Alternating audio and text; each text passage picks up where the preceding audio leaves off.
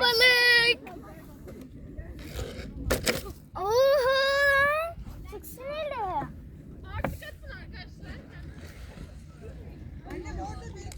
Anne yapma.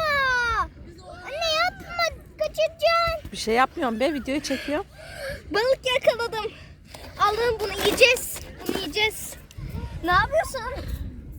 Ne yapıyorsun ha? Kapatalım bence. Yiyeceğiz seni, ne olacak? Ne olacak ha?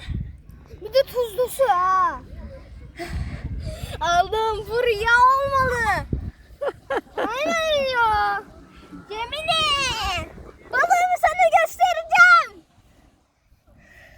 Yakalayamayacak. Herhalde bu çupra anne. Bir de güzel bir balık ya. Boyutu güzel. Tadını. Fotoğraf mı çekeyim? Gideceğim mağaraya.